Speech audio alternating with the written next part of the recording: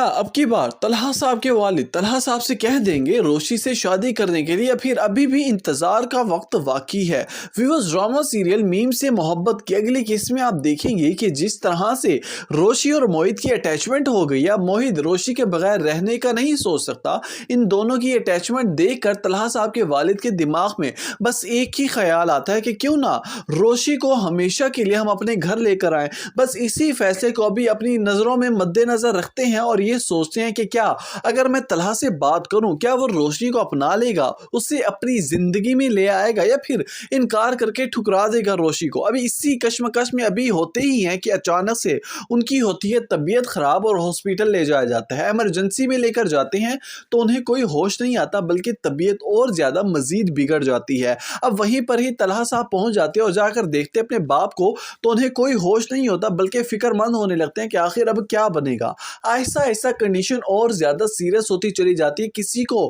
کچھ سمجھ نہیں آ رہا ہوتا، ڈاکٹرز بھی کوئی جواب نہیں دے رہے ہوتے۔ طلحہ صاحب وہاں پر بیٹھے رو رہے ہوتے ہیں، ان کو کوئی دلاسا دینے والا نہیں ہوتا۔ عین ممکن ہے کہ روشی وہاں پر پہنچ جائے اور ان کا دکھ بانٹے، لیکن ہو سکتا ہے کہ آنے والی قسط میں ان کی ڈیتھ ہو جائے، اور پھر اسی سوگ میں روشی کے ماں باپ اس سوچ میں پڑ جائیں کہ آخر اب اس لڑکے کا اکیلے کیا ہوگا، اس گھر میں کیسے تنہا وہ رہ پائے گا ایک چھوٹے سے بچے کے ساتھ، اس کی زندگی آگے کیسے چل پائے گی۔ اب انہی خیالات کو مد نظر رکھ رہے ہوتے ہیں، لیکن اس سے پہلے طلحہ صاحب کے والد طلحہ صاحب سے کہہ چکے ہوتے ہیں کہ تمہیں روشنی کو اپنانا ہوگا، موہت کے لیے اس سے بہتر ماں کوئی نہیں مل سکتی، کیونکہ تم نے دیکھا ہے کہ موہت جس طرح سے روشی کے ساتھ اٹیچ ہے، آج تک کسی کے ساتھ اتنا فری نہیں ہوا، اور مجھے ایسا لگتا ہے کہ تمہاری زندگی کا سب سے بہتر اور بہترین لائف پارٹنر کوئی بن سکتا ہے تو وہ روشی ہے، تمہیں اسے اپنانا ہوگا، اس بارے میں ضرور سوچنا ہوگا۔ اب ویورز، دیکھنا ہی ہے کہ کیا طلحہ صاحب روشنی کو اپنی زندگی میں اپنا لیں گے۔